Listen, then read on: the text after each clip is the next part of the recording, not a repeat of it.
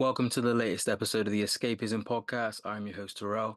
Thank you for taking the time to listen to this episode. And in today's episode, I'll be reviewing Deadpool and Wolverine.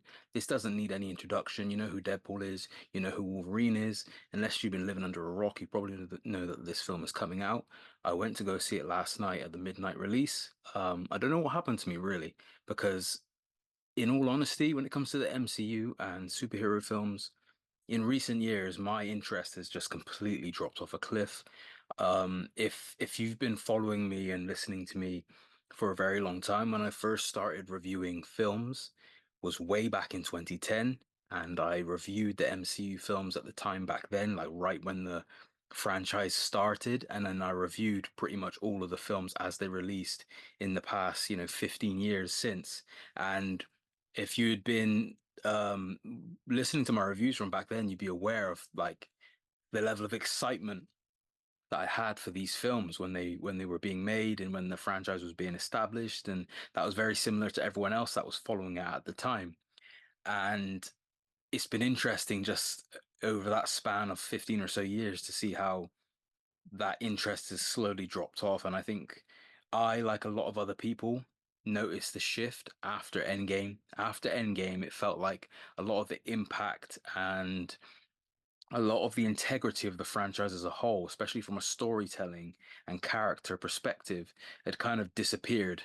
And it left a lot of people feeling this distance to the franchise and a lack of interest, a lack of excitement. And I think this was also negatively impacted by the acquisition or the creation of Disney Plus and what that led to in terms of, and I think the same can be said for Star Wars as well, in terms of shows being created in these franchises. It now, a lot of people kind of dubbed it homework. You get extra homework. You Before, all you had to do was watch the films in sequence and you'll be able to follow the through line that's running through them, and it was planned out. There was a clear end goal of what they were trying to achieve, and over the span of those first three phases, they accomplished it in a way that I don't think we'll ever see with anything ever again.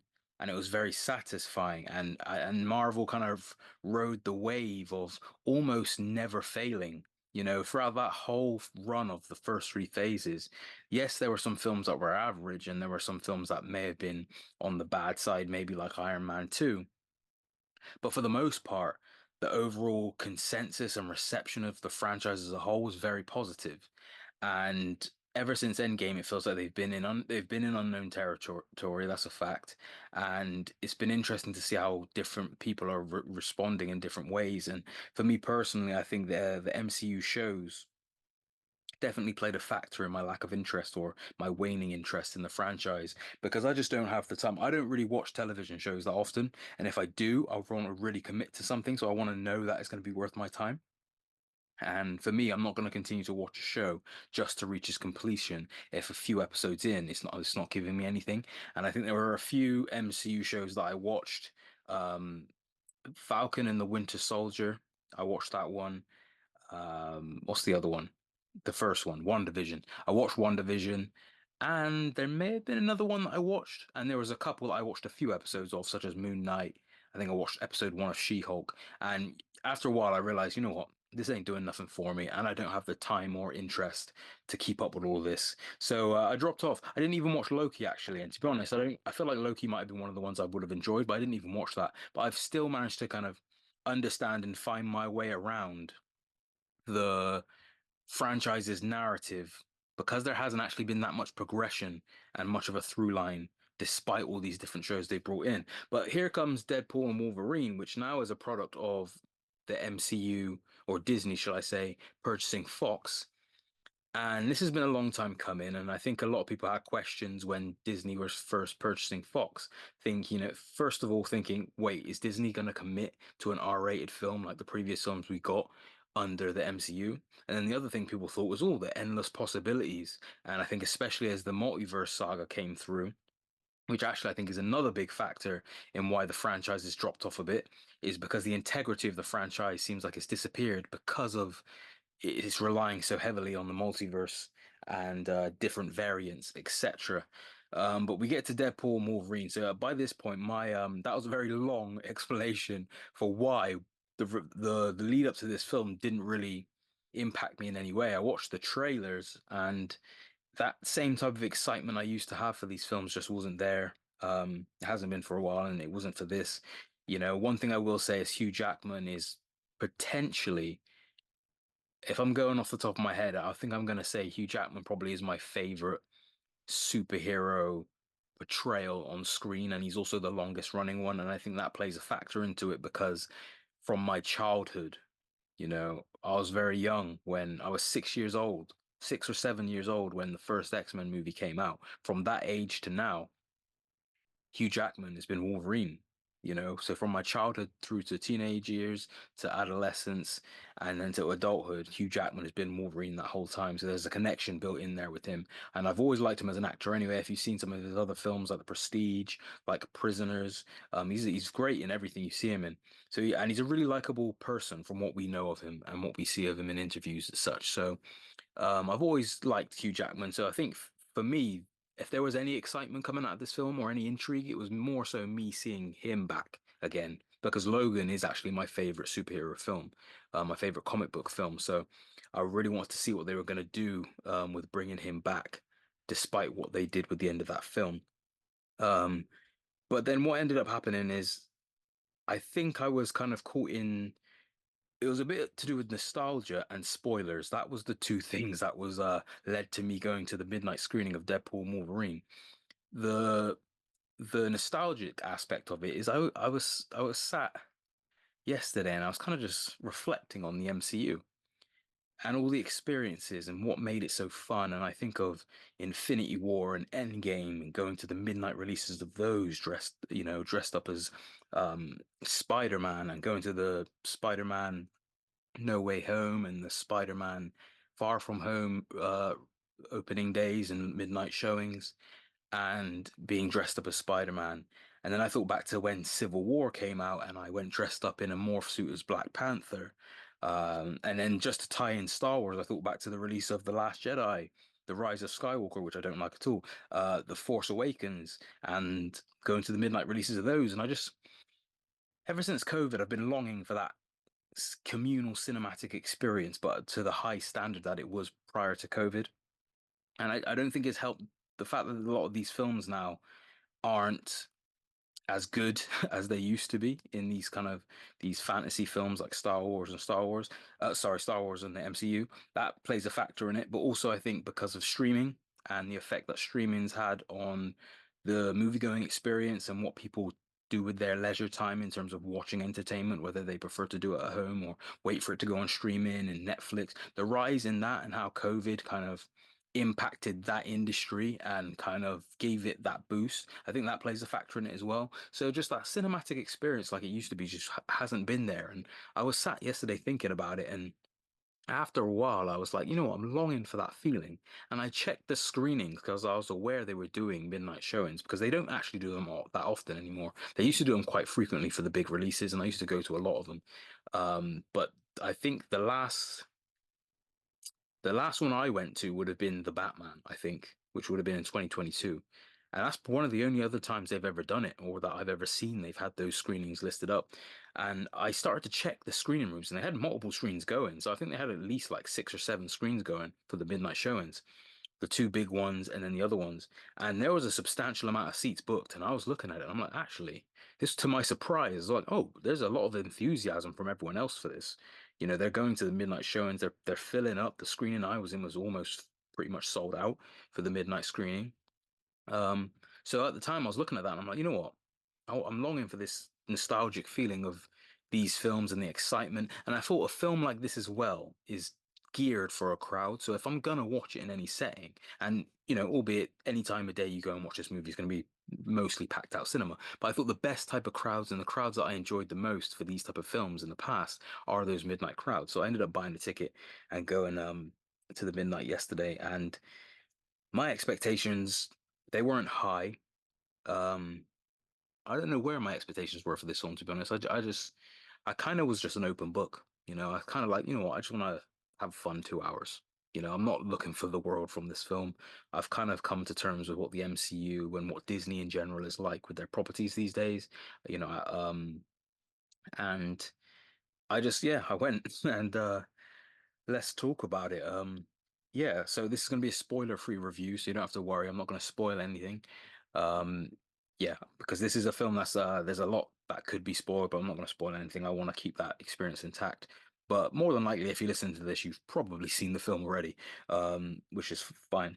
But the way I would describe Deadpool and Wolverine is Deadpool and Wolverine feels like cinematic fast food. And what I mean by that is I enjoyed it. I mostly enjoyed the film in the moment, but I'm pretty certain and that it's not going to have any lasting impact on me. And the way I would describe it is it's almost like if you eat fast food, it's good in the moment, but later on after, give it a couple hours, you might have regretted your choice. Not to say I regret my choice for watching this film because I don't, but when you eat fast food, you're not getting the appropriate nutrients that you need. And that's kind of like watching this Deadpool film. It's like I'm watching it. I know it might be an entertaining 2 hours or a fun 2 hours, but I know it's not gonna have any impact on me after those 2 hours, or it's not gonna be something that I'm gonna look back on really fondly. Especially compared to things like Endgame and things like that. I'm just not expecting that out of the film, and it didn't give me that. So that's what I mean when I say that it's like cinematic fast food. Another reason for me saying that as well is also because if you look at it from the standpoint of a film as a piece of entertainment that people go and watch, it will tick some boxes and I think people will be satisfied with it. But if you look at it from the standpoint of just an actual film, and if you assess it from the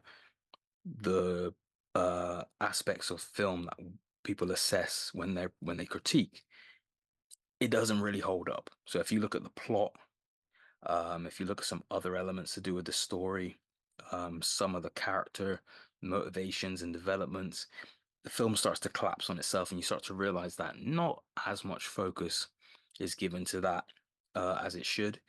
Another aspect where that's quite true, in my opinion, is the visuals. Visually, this film rarely offers anything memorable or of an impressive artistic quality, and I think that's something that's been a pattern that we've seen in the MCU in recent years, especially after Endgame. There is a handful of action sequences in this film that were choreographed and shot well, but there's also a couple that were hard to follow and that resulted in some scenes which should have been cool and impactful, failing to be as great as they ought to be because they were tough to. It was tough to follow the action and see what was happening, and it did be a little. In one scene in particular, it was quite frustrating because what was on screen is something that you really wanted to be able to see and analyze like every aspect of it. But the way that it was shot and edited was just so quick and so kind of there's a lot of movement, but not clear cut uh movement around the choreography that it made it quite difficult to see what was going on, which is a shame because what was happening in that moment is something that you would have want to really analyze. Um, and that's the scene I'm talking about there is the action set piece in the middle of the film. You'll probably know which one I'm talking about if you've seen the film. Usually, and this is one of the things that's put me off Marvel in recent years, usually I'm against the cameos and cheap fan service that they like to do. It's something I think the MCU has relied on too heavily since the multiverse saga began. But I actually think it's one of the best things about Deadpool and Wolverine, and one of the best things this film has to offer, and one of the key reasons why I would suggest that if you're mildly interested, you should go and watch this as soon as possible before it gets spoiled because there's the type of things they have in this film. And I've already seen it as soon as I finished watching the film and went on social media. I already started seeing people post about it. It is the type of thing that people are going to be talking about because some people are just so careless on social media and will post spoilers. Like I said, I've seen it already. I muted all the words related to this film on social media prior to watching because I didn't want to see anything. As soon as I knew the premiere was going on and people were going to watch the whole film, I didn't want to see anything. So I muted all the keywords, and I'm glad that I did because I did actually watch this film without having anything spoiled for me, and with that kind of fresh experience, which is what I wanted because I didn't want to taint my experience by having anything ruined for me. And as the years have gone by and my interest has waned, I've not paid attention to Marvel news like I used to. So I don't know the insides and outs, of all these films like I used to, or where you would hear people share leaks and stuff. I've just stayed away from it all. So I managed to preserve my experience, and I think that is something you should definitely do if you want to watch this film, because I think it's one of the key things the film will give you if you can experience it with fresh eyes.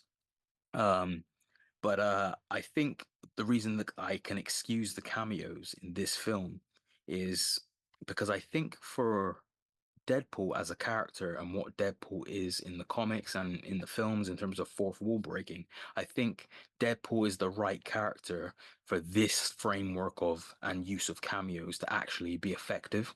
Because in that sense, it feels like a Deadpool comic in terms of how different characters would show up for one issue of a comic and then not be in the rest of the story, etc., etc. So it's actually emulating the comic of Deadpool quite accurately in doing so, and it makes the film itself exciting as well.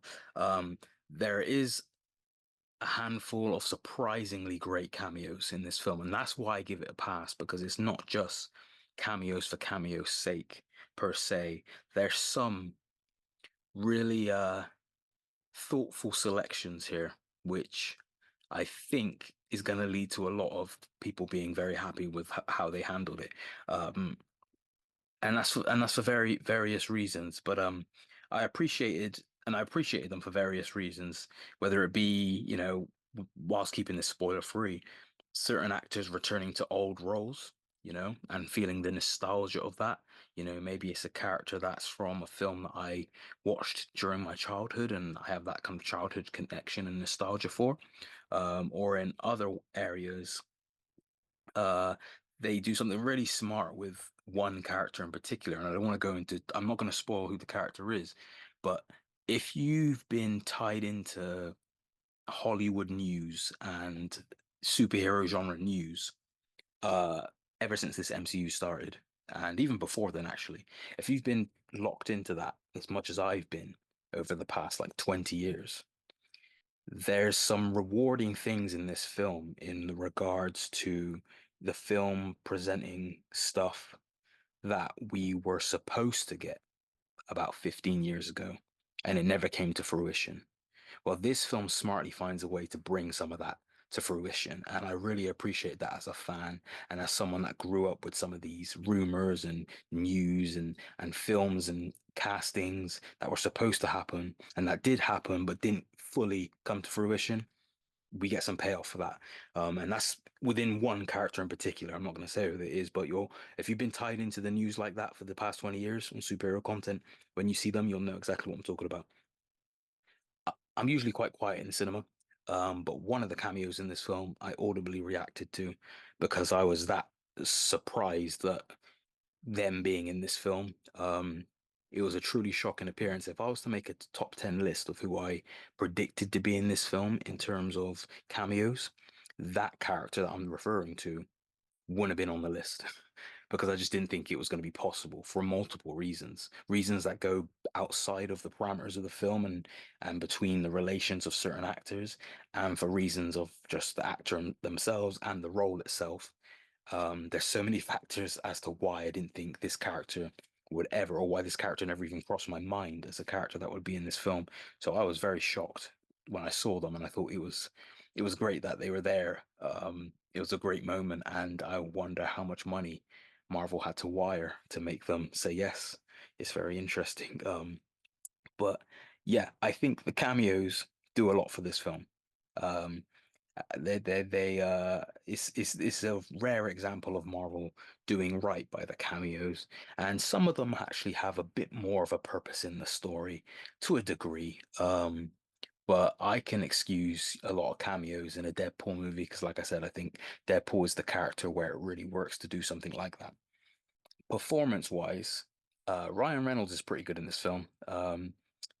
With the humor, which I'll get onto later, but also dramatically, he does have a few moments, like in the previous films in the franchise, where he does take it a little serious for a brief moment, and he's good in those aspects with the emotional scenes that are supposed to be actually moments of drama.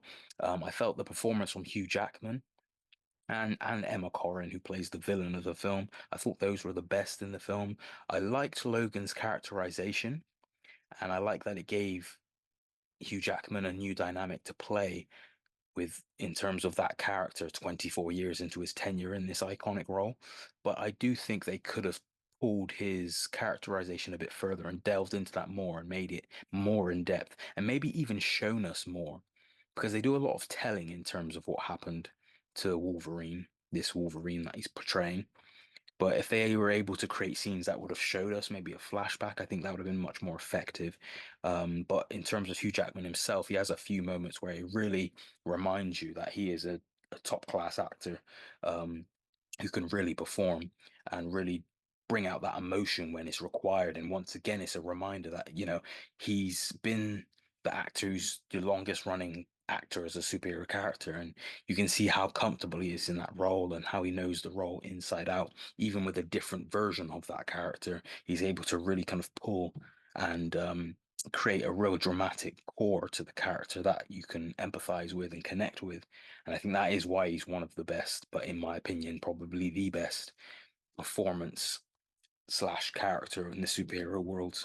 So, as I said a moment ago, Emma Corrin has one of the best performances in the film, in my opinion. She plays the villain, but what I will say is that's all to do with her, not the script. I actually think the script underserves her and the character, but she managed to salvage the role and make it better than what was given to her on the page. So, I think that deserves extra credit because a lesser actor would have struggled to make anything stick with this character at all. And I think ultimately the character is probably not going to be that memorable in the grand scheme of things, but in terms of the movie itself and what they did with her, I think the impact that she had or the presence that she had was purely from the actress Emma Corrin and not from the script and how the character was written.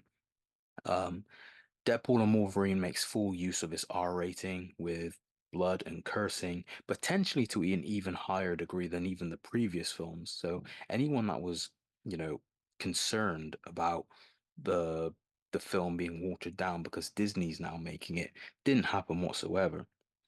One area where I think the R rating was used particularly well was actually in the powers of the villain and how they are displayed. It's not something I think they could have got away with if they were aiming for that 12 slash PG-13 rating. So I liked how they utilized a power set, utilized the R rating to display a power set within the villain that made them a bit more menacing.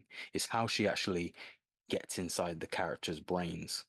That's all I'll say. But the method they used visually, I thought was quite a cool thing and was quite horrific, really, when you actually think about what she's physically doing. I found the film quite humorous throughout, and it has a variety of different types of humor, whether it be verbal and visual. And I'm not an easy person to make laugh nowadays with these type of films. I don't find them as funny as I may be used to, and I kind of hold certain jokes to scrutiny a bit sometimes just because I think, a cheap joke doesn't really do much for me. But I will give credit that this film was quite funny throughout. And even if it didn't make me outright laugh, I still kind of was amused by certain aspects of the dialogue and the humor that they went for here. And I think the strike rate, I mean, that's the thing I usually focus on when I think about comedy in films, the strike rate. You know, if you can, if you're gonna attempt X amount of jokes, there needs to be a high percentage of success when you do it. And if you can reach that high percentage, then okay, I'm happy with it. I'm fine with it. But it's if you're constantly going for jokes and they're really irking me, then you fail. But this film actually, I'd say, has got a fairly high success rate with either being funny or just being entertaining with its humor, either way, which I appreciated. The soundtrack I thought was pretty good here, and the needle drops were great. And the opening of the film was really well done. I really liked how this film's kicked off with an action scene and like the credits. But one thing I will say about the opening, and it is an opening, so it's not really a huge spoiler, but the opening's cut to a Backstreet Boys song. Now, I used to listen to the Backstreet Boys when I was a kid growing up, watching MTV in the box. And of course, the Backstreet Boys have their dance moves. And in amongst this opening sequence, which is an action sequence, we cut to shots of Deadpool dancing to the Backstreet Boys music. And I found that hilarious. That was one of the funniest things in the film for me, and it was right at the start. But I think that was just due to my little connection I had to their music when I was younger and the dances and doing the dances in front of the TV and just seeing Deadpool doing those dances, I thought was quite hilarious. But yeah, the humor's quite on point in this film, which is a good thing because that's one of the key factors of the film. Towards the third act, my interest started to wane a little. And despite this film being roughly 2 hours, I believe, which is on the shorter side for the MCU. This felt longer than it was because I think just the plot and what they were going through with the plot, I think just ran its course and kind of expired by the mid to late part of the second act. So the rest of the film just felt like, okay, what else are we doing here? What else is going on? And the plot is quite nonsensical, in my opinion. In some areas, the story smartly follows on from what was seemingly just an end credits gag in Deadpool 2 in terms of the time hopping. But in other areas, the plot here feels, like I said, just nonsensical. Hard to follow, and I don't even think that has anything to do with me and not watching Loki because I'm aware of what the TVA is from Loki, and I think it's simple enough. What that organization is about. We even with a simple understanding of it, you can follow what's going on in those aspects. But I just think the film that they built up and the motivations from the villains, they were just paper thin and didn't really offer anything compelling. But what I will say is where they got that wrong in the plot, I think the aspect to the story, and it's more to do with the characters, to be honest, is what they got right. So they got the characterization of Deadpool and Wolverine right in this film. Um, their motivations make sense. Their motivations is something you can understand and empathize with. And that emotional toll it takes on them in certain scenes, I thought was displayed well and performed well by the actors. But I think it still had distance to go where they could have explored it with more depth and made it better and fleshed out more. And then they could have added a lot more depth. They needed a lot more depth and purpose to the villain's motivations in this film and the overall plot. So once the plot kicks in motion, the actual actions that they end up doing in the movie, they feel so inconsequential and it feels so kind of like, what are we doing here? There's a lot of meandering. So I think that aspect of the story as well is quite sluggish, and harms the story overall. Um, uh, Going back to the visuals before I forget, this film, when I was watching it, and by the nature of the cameos and things like that, this is partially the actual case. But a lot of the scenes just felt like actors stood in a warehouse, and I know that's a cliche thing to say, or like on a green screen, or just primarily in one frozen spot, like an entire couple scenes might play out with the characters just stood still, and it's not that engaging on a visual level when their surroundings look like it's mostly CGI anyway. And it's not really interesting to examine the frame because there isn't much of interest in the frame. There isn't much color and vibrancy in the frame or artistry in the frame. And it looks like you've just got a bunch of actors stood on a set talking to each other and these very stationary shots that aren't doing much. And that stood out a lot in this film. And that might be because in certain scenes they are literally stood in a wasteland, but it did stand out. And I know when it comes to cameos, they've got to hide them, so they shoot them in closed off sets. But here I thought it was quite detrimental. I appreciated how this film both poked fun at Fox's Marvel legacy, but also paid respect to it. I think that's something that's gonna stand tall among, the positives of this film is that, you may expect them to completely rip into Fox now that Fox has been consumed by Disney, and they do it sometimes, but at the same time, it feels like there's an element of love within there, and it's coming from a place of admiration for what the Fox universe of Marvel films was able to do. And I appreciate that because I was a fan of that Fox era. I recognize that some of those films weren't that great, but there are some that I thought was better than most people thought they were. And those X-Men films for me were a big part of my childhood before even the Spider-Man film came out and then the MCU started. So although it's gone, it's something I still value. And I like that this film valued and showed appreciation to that Fox legacy. But those are my thoughts on Deadpool and Wolverine. I think I've covered it all basically. There's not actually a whole lot to say, especially when you're not speaking spoilers about the film. But what I'll say is, it's like I said at the beginning, Deadpool and Wolverine is like cinematic fast food. I mostly enjoyed it in the moment, but I probably won't have much of a lasting impact for me. Um, The cameos is something I can give praise to because I enjoyed what they did there with the cameos, and I think that works in particular for a Deadpool film. The action was, for the most part, pretty well done, but there were a couple scenes where it was a bit iffy. And then the plot, I think, is just the weakest element. The plot on the script is just the weakest element of the film overall. In terms of the humor, the script is okay, but in terms of the actual story, the script really fails. And then as a result of that, any character that isn't Deadpool or Wolverine gets underserviced to the point where their motivations are all at, don't make much sense and are a bit all over the place, and that is impacts it overall. So I don't think this is a huge turning point for the MCU or a huge, the MCU is back type of thing. I think it's more of a, okay, MCU is still in a bit of turmoil. They haven't turned the tide just yet, but here's a entertaining movie for 2 hours that you can watch. That's fun. That almost, although it's connected to the MCU in some way, almost feels like it's its own thing. Because once again, with the way this film ends, I don't know if some people are going into this film expecting to be able to see the direction the MCU's going in next after watching this film. In my opinion, I'm none the wiser of what may happen after, what the consequences of this film are for the rest of the MCU. I have no clue. They don't really make it clear. But that's my thoughts. Thanks for listening to this review. Make sure to follow the podcast on your respective platform and hit the notification bell so you don't miss any future episodes. And please give me a 5-star rating as well. That'll help the podcast a lot. I'll speak to you guys in the next episode.